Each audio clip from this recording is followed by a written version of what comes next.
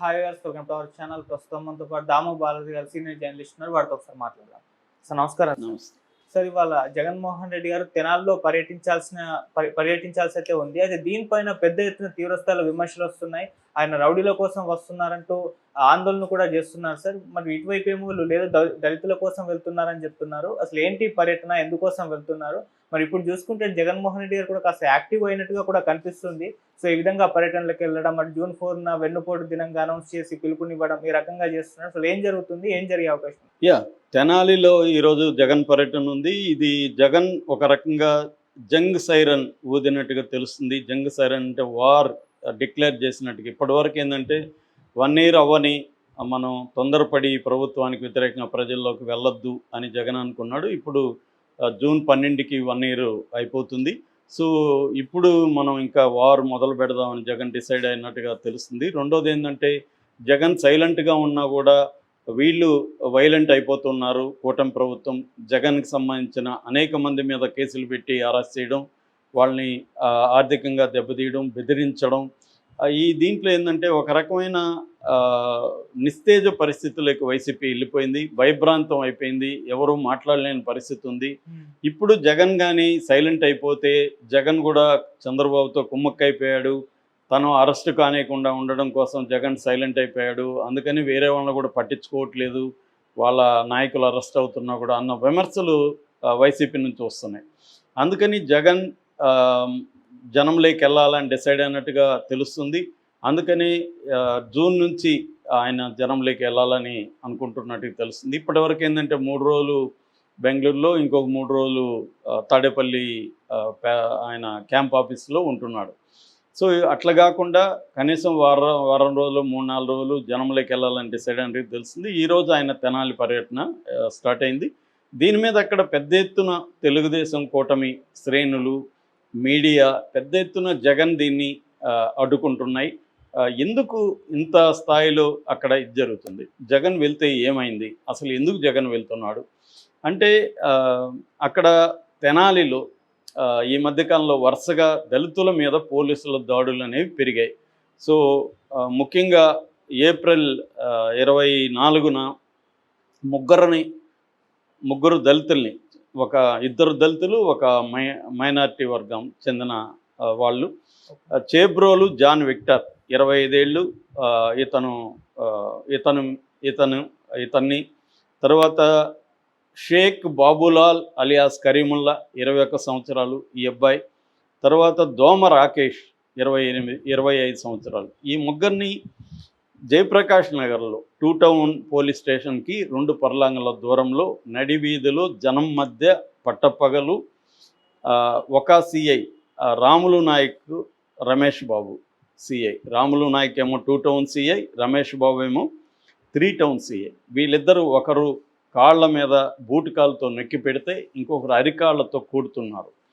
ఇందులో ఈ దోమ రాకేష్ అనే అబ్బాయికి ఆల్రెడీ రాడ్స్ ఉన్నాయి, ఆయన కాలు విరిగి రాడ్స్ ఉన్నాయంటే కూడా వినట్లేదు, కొడుతున్నారు. ఇది వీడియో విపరీతంగా వైరల్ అయింది. అది ఎప్పుడు కొట్టారు అనేది చాలా కాలం ముందే కొట్టారు, కానీ వీడియో ఈ మధ్యకాలంలో వైరల్ అయింది.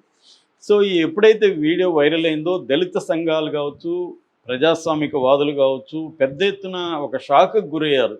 అంటే ఇది మనం బీహార్లో ఉన్నామా? ఇంతకుముందు బీహార్లో ఇలాంటివి జరిగాయి. బీహార్లో ఉన్నామా, తెనాలిలో ఉన్నామా? తెనాలి అనేది ఆంధ్ర ప్యారిస్ అంటారు. ఒకప్పుడు తెనాలి రాజకీయంగా స్వాతంత్రోద్యమంలో కూడా చాలా బలమైన పోరాట గడ్డ తెనాలి. అలాంటి ఒక తెనాలిలో ఇంత పట్టపగలు, ఇంత వీడియోలు అన్నీ తీస్తున్నా కూడా ఇంత ధైర్యంగా పోలీసులు ఎలా కొట్టగలిగారు? దీనిపైన ఎందుకు రావాలన్నంత ఇది రాలేదు? కోర్టులు కూడా ఎందుకు స్పందించి దీన్ని సుమోటోగా తీసుకొని ఆ పోలీసుల్ని శిక్షించట్లేదు? ఇప్పుడు ఇదే చేస్తారు కదా ప్రతి చోట కూడా పోలీసులు. అక్కడేం చేయనప్పుడు నాకు ఒక పోలీస్ ఆయన గొడవ వచ్చింది, నన్ను కూడా పడుకోబెట్టి కాళ్ళ మీద కొడతాడు అనుకో, ఏం జరుగుతుంది? ఏం జరగదు. సో వాళ్ళ మీద ఎటువంటి చర్యలు ఉండవు. ఇది భయభ్రాంతం చేసింది మొత్తం దళితుల్ని కానీ సాధారణ ప్రజల్ని. దీంతో వెంటనే కూటమి మీడియా రంగంలో దిగింది, సోషల్ మీడియా రంగంలో దిగింది, నాయకులు రంగంలో దిగారు. ఒక పిక్చర్ని ఈరోజు ఈనాడు చూస్తే కూడా మనకు అర్థమవుతుంది ఎంత దారుణంగా జర్నలిజం ఉందనేది అర్థమవుతుంది. వీళ్ళని అతి దారుణమైన క్రిమినల్స్ లాగా చిత్రీకరించడం మొదలుపెట్టారు. చేబ్రోలు జాన్ విక్టర్ మీద 9 కేసులు ఉన్నాయి, 2017 నుంచి అతను క్రైములు చేస్తున్నారు అని చెప్పారు. షేక్ బాబులాల్ కానీ తర్వాత దోమ రాకేష్ మీద కూడా 8 కేసులు ఉన్నాయి, వీళ్ళంతా రౌడీ బ్యాచ్ అని చెప్పారు. ఇంకొక నెరేటివ్ తీసుకొచ్చారు, అదేంటంటే కన్నా చిరంజీవి అనే ఒక కానిస్టేబుల్ని వేము నవీన్ మిగతా వీళ్ళు కలిసి ఆయన్ని చంపడానికి ట్రై చేశారు. గాంజా తాగుతున్నారు వాళ్ళు, ఈయన వెళ్తుంటే రారా ఇట్లా అని పిలిచారు, కానిస్టేబుల్ వెళ్ళాడు, వెళ్తే అతన్ని చంపడానికి వచ్చారని ఈ కానిస్టేబుల్ భార్య కూడా ఆమె మా భర్తని చంపితే మీరు ఇట్లాగే ఇది చేస్తారా, చంపిన వాళ్ళు కొట్టకూడదా అనేది ఆమె మాట్లాడింది. ఖచ్చితంగా చంపిన వాళ్ళకి శిక్ష పడాలి, కొట్టకూడదా అంటే ఎవరిని కొట్టకూడదు. ఏది మనం చెప్పేది కాదు, అది ఇండియన్ కాన్స్టిట్యూషన్ చెప్తుంది. ఇండియన్ కాన్స్టిట్యూషన్ కార్పోరియల్ పనిష్మెంట్ అంటారు. కార్పోరియల్ అంటే బాడీలీ పనిష్మెంట్ అనేది ఒక్క ఉరి మాత్రమే ఇండియాలో ఉంది. ఎవరిని కొట్టడానికి లేదు, పోలీసులు కూడా చెయ్యి వేయడానికి లేదు, కొట్టడానికి లేదు అనేది ఇండియన్ చట్టాలు చెప్తున్నాయి, కాన్స్టిట్యూషన్ చెప్తుంది. అలాంటి మీకు కొట్టాలని అంత దూరదుంటే కాన్స్టిట్యూషన్ మార్చండి. ముందు కాన్స్టిట్యూషన్లో పోలీసులు కొట్టే హక్కు ఇవ్వండి, లేనప్పుడు మూసుకొని ఉండండి. మరి ఎందుకు కాన్స్టిట్యూషన్కి వ్యతిరేకంగా మాట్లాడతారు? సాక్షాత్తు హోంమంత్రి అనిత కాన్స్టిట్యూషన్కి వ్యతిరేకంగా మాట్లాడుతుంది. ఆమె కొట్టితే తప్పేందని మాట్లాడుతుంది. రౌడీలు వాళ్ళు కొడితే తప్పేంది, రౌడీలైనా హంతకులైనా ఎవరినైనా కొట్టే హక్కు లేదు. నీకు దమ్ము ఉంటే వాళ్ళని ప్రూవ్ చేసి శిక్ష వేయించు, అది చెయ్యాలి. అంటే ఇన్వెస్టిగేషన్ ప్రాపర్గా చేసి ప్రాపర్గా కేసును బిల్డప్ చేసి కోర్టులో ప్రజెంట్ చేసి శిక్ష వేయించాలి. దానికి సంబంధించిన పోలీసు మెకానిజంని డెవలప్ చేయకుండా పోలీసులే తీర్మానం చేస్తారు వాళ్ళ నేరస్తులని, పోలీసులే కొడతారు, పోలీసులే శిక్షలు వేస్తారు, అవసరమైతే పోలీసులే చంపేస్తారు. మళ్ళీ దీంట్లో బలయ్యేది ఎవరు? దళితులు, నెక్స్ట్ లెవెల్లో మైనారిటీ పేదలు, బీసీలు లేదా ట్రైబల్స్. మన దేశం జైళ్ళల్లో చూస్తే 20% జైల్లో 20% పాపులేషను ట్రైబల్స్ ఉంటారు. వాళ్ళ జనాభాలో పాపులేషన్ ఎంత? 8%. నెక్స్ట్ పాపులేషన్ ఉండేది దళితులు ఉంటారు జైళ్ళల్లో, ఎక్కువగా ఉండేది 5 లక్షల వరకు మన జైళ్ళల్లో ఉంటే వీళ్ళల్లో దాదాపు 60 నుంచి 70% ఎవరు ఉంటారంటే దళితులు, బీసీలు, మైనార్టీలు, ట్రైబల్స్. ఈ 4 సెక్షన్లలో ఎక్కువ ఉంటారు. అంటే వల్నరబుల్గా సమాజంలో ఎవరు ఉంటారో వాళ్ళే జైళ్ళల్లో క్రిమినల్స్గా ఉంటారు. అట్లాగే వీళ్ళు ఇప్పుడు వీళ్ళు ఒక రెడ్డిను, ఒక కమ్మ అతను, ఒక బ్రాహ్మణ్ను ఇలాగ కొట్టగలరా? ఇదే పోలీసులు కొట్టలేరు. దీనికి వాళ్ళు చెప్పేది ఏంటంటే వీళ్ళు పోలీసుల మీద దాడి చేస్తున్నారా? ఈ సెక్షన్లో దాడి చేసినా కొట్టలేరు. ఎందుకంటే మన మాధవ్ చేయలేదా? అతను బీసీ అనుకో, కానీ అతను కొట్టగలిగారా? వీళ్ళు ఇలాగా అతను మాధవ్ను పడుకోబెట్టి కొట్టారా?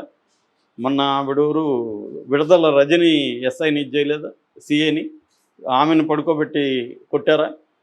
అలాగా అంటే అధికారము లేకపోతే కులము లేకపోతే డబ్బు ఉన్న వాళ్ళని ఎవరు కూడా ఏ నేరం చేసినా కొట్టలేరు. పైగా వీళ్ళు గాంజాయి చేస్తున్నారు కదా, గాంజాయి వల్ల ఎంత దుష్పరిణామాలు ఉంటాయని మాట్లాడుతున్నారు.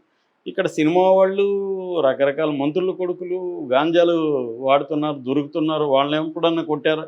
వాళ్ళని మంచిగా పిలుచుకుపోయి భోజనాలు పెట్టి వాళ్ళకి టీలు కాఫీలు ఇచ్చి విచారించి పంపిస్తున్నారు. కొత్త అల్లుళ్ళని ట్రీట్ చేసి పంపిస్తున్నారు.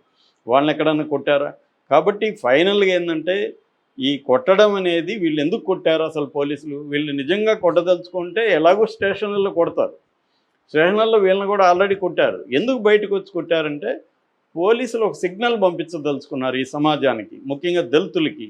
అరే మీరు కానీ మా మీదకి ఏమన్నా కానీ వస్తే ఈ పబ్లిక్గా కొడతాం, మా ఎంట్రీకి కూడా ఎవడు పీక్కోలేడు అన్నది ఒకటి ప్రూవ్ చేయదలుచుకున్నారు. సో అది అసలు విషయం అనమాట. దీనికి జగన్ రాజకీయంగానే దీన్ని ఉపయోగించుకుంటాడు. జగన్ ప్రభుత్వంలో ఇలాంటివి జరగలేదా? జరిగాయి.